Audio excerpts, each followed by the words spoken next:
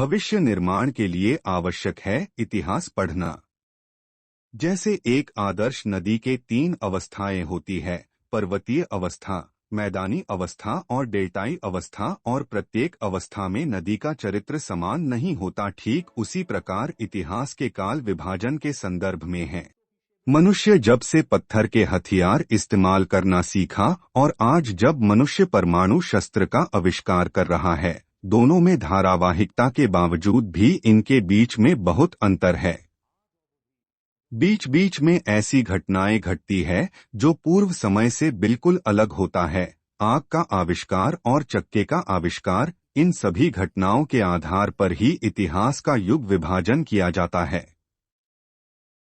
भारत के संदर्भ में कहा जाए तो भारत के इतिहास को कई इतिहासकार इसे 3 भागों बांटा, जो क्रमशः प्राचीन काल, मध्यकाल और आधुनिक काल के नाम से जाना जाता है। प्राचीन काल अपने लय में बहता जा रहा था। ठीक 1192 में मोहम्मद गोरी इस देश के राजा पृथ्वीराज चौहान को पराजित कर भारत में एक नई सत्ता की स्थापना करता है, जो मुगल शासक या मुस्लिम शासक के रूप में जाना जाता है, जिसमें भारत में एक नई संस्कृति का निर्माण हो जाता है। इस प्रकार भारत का इतिहास का युग 2 भागों में बट गया।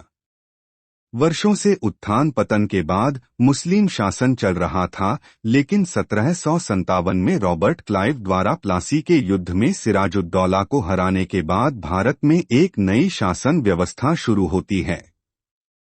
इस प्रकार भारत युग विभाजन हुआ। कुछ इतिहासकार ने प्राचीन काल से चली आ रही हिंदू सत्ता को हिंदू युग, उसके बाद मुस्लिम युग और अंग्रेजी युग को ब्रिटिशर्स युग के नाम से संबोधित करने की बात कही, लेकिन कुछ इतिहासकार ने धर्म के आधार पर भारतीय युग को विभाजन करना उचित नहीं समझा। उनका कहना था कि हिंदू काल में भी कई अन्य जाति और मुस्लिम काल में भी कई हिंदू राजाओं ने शासन किया।